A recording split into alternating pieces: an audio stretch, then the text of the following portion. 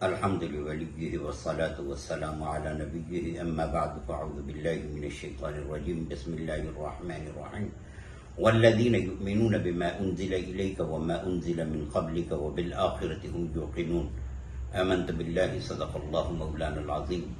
احباب محترم سامعین و ناظرین، قرآن مجید فرقان حمید سورہ بقرہ پہلا پارہ، اللہ تبارک و تعالی نے ارشاد فرمایا والذین یؤمنون بما انزل الیک وما انزل من قبلک، اور اے محبوب صلی اللہ علیہ وسلم وہ لوگ جو ایمان لائے اس پر جو آپ پر نازل کیا گیا، وما انزل من قبلک، اور جو آپ سے پہلے نازل کیا گیا، وبالآخرۃ ہم یوقنون، اور آخرت پر یقین رکھتے ہیں.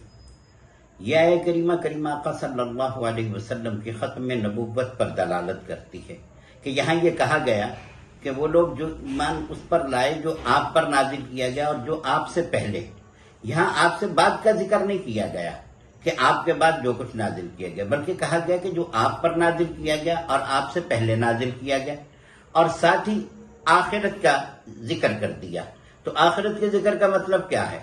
اس کا مطلب یہ ہے کہ کریم آقا صلی اللہ علیہ وسلم کے بعد آخرت تک کسی نبی کے آنے کا کوئی امکان نہیں ہے.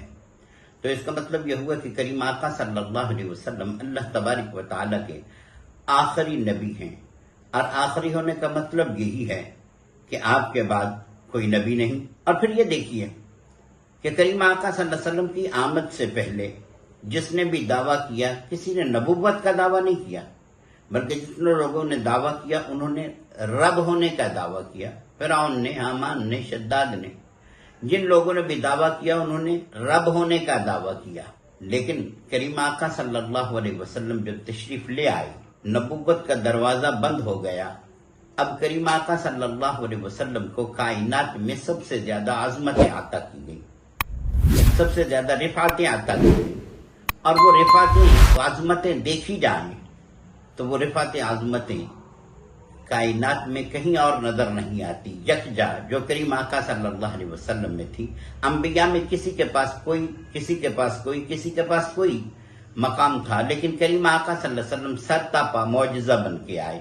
تو اسی لیے پھر اس کے بعد جنہوں نے دعویٰ کیا، دعویٰ نبوت کیا، دعویٰ ربوبیت نہیں کیا، کہ اس کی وجہ یہی تھی کہ کریم آقا صلی اللہ علیہ وسلم عظمت اور رفعتوں کے اس بلند مقام پر تھے کہ پھر اس کے بعد نبوت کا دعویٰ کرنے والے آ گئے، اور وہ لوگ آتے رہے. اور اب تک یہ سلسلہ مرزا قادیانی تک چلتا چلا آ رہا ہے.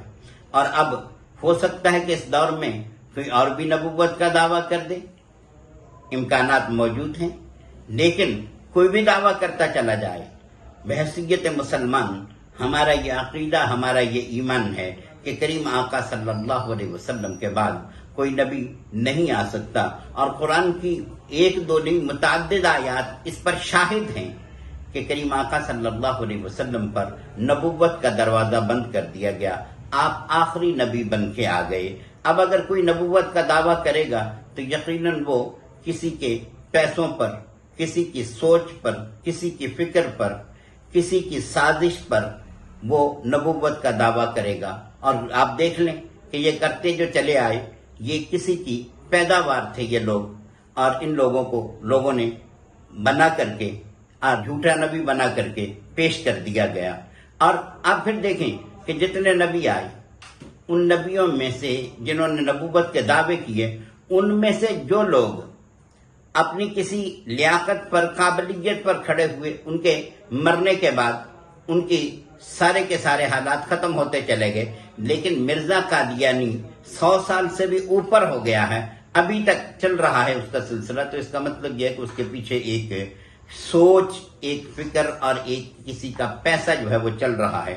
تو دعا ہے اللہ تبارک و تعالی ہمیں ختم نبوت پر کامل یقین کی توفیق نصیب فرمائے. وما علینا الا البلاغ.